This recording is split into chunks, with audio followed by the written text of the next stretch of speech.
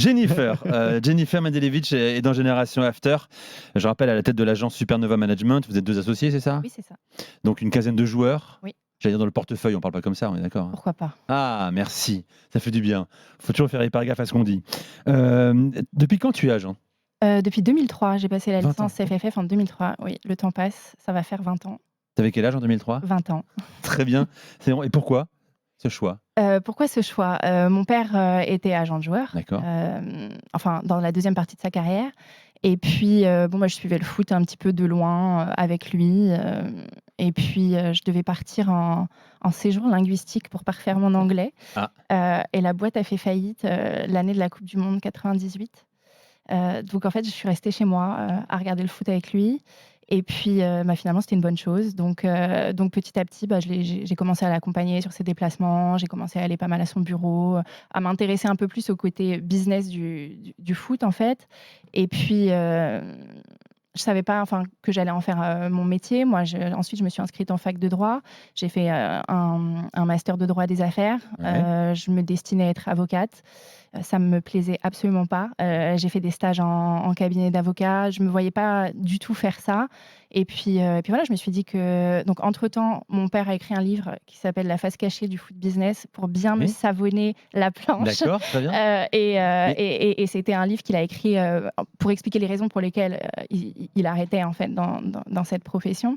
Et ensuite, moi j'ai démarré, toute seule. C'est la galère au début quand même. Il faut bosser à côté parce qu'on gagne pas, on est Forcément, parce qu'on n'a pas de joueurs, donc Ouais. les commissions d'agents rentrent, une fois, de temps en temps. En plus, moi, quand j'ai commencé, je me suis focalisée sur le marché des jeunes joueurs à fort potentiel. C'était pas un marché Heu saturé à l'époque d'ailleurs. Pas du tout. Moi, j'avais choisi justement ce marché parce que, les agents historiques, travaillaient avec, déjà pratiquement tous les joueurs pros, que quand on démarre, dans une profession, c'était plus facile pour moi de m'adresser à des jeunes joueurs et à des familles. Et en fait, tout le monde regardait ça, de haut, un petit peu en rigolant et en disant: «Bon, on va la laisser s'amuser sur les U17». Et puis en fait, le foot a changé. Les difficultés financières des clubs français ont fait qu'ils ont fait jouer les jeunes de plus en plus Eh oui. tôt. Les clubs anglais ont commencé à s'y intéresser et petit à petit, c'est comme ça que je me suis fait mon réseau parce que les clubs étrangers étaient très intéressés par les jeunes que je représentais Quand ici. quand tu commences en 2003, donc ton père te lâche pas son réseau, hein, son portefeuille, hein? En fait, Ton lui, père il il arrête.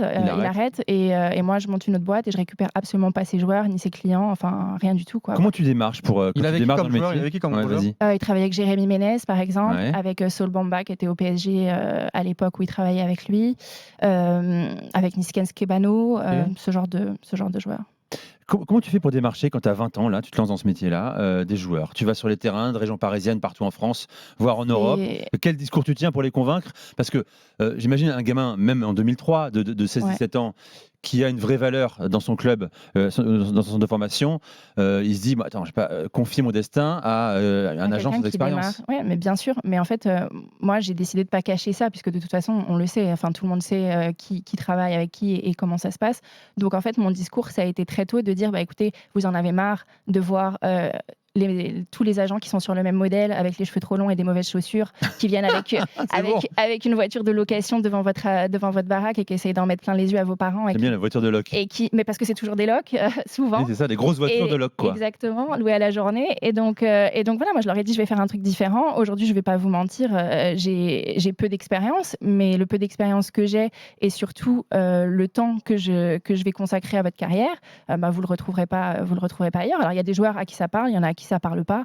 Il y a des familles, que ça pouvait rassurer d'avoir une femme parce que, l'image de l'agent, Ah, malgré tout, elle est quand même c'est toujours le cas, négative, l'agent et pourri, souvent à l'image, juste titre, oui. il faut le dire. Ah. Donc voilà, ça a commencé comme ça et puis j'ai d'abord eu un joueur, puis 2, puis 3, puis Ton ensuite premier ça joueur, s'est c'était qui? Axel Ngando, quand il était au centre de formation, du Stade Rennais. Ah, c'est le cousin de Patrick, le neveu de Patrick Mboma, C'est là? ça. Qui était champion du monde du vin avec, Oui. l'équipe de France? Oui, oui. Ouais, Gaucher, me dit Jimmy Brown. exactement. Il Avec sait la tout. génération Thauvin, Pogba, Tout à fait. Sanogo. Moi, j'ai une question. Moi, souvent, on m'a proposé d'être agent, parce que voilà, j'avais un réseau, je connaissais un peu les joueurs aux Pays-Bas notamment, je parlais plusieurs langues, mais il y a un truc avec lequel j'ai beaucoup de mal et c'est pour ça que j'aime bien participer à ces émissions ici, sur RMC. C'est-à-dire que c'est difficile aujourd'hui de dire à un joueur ce que tu penses.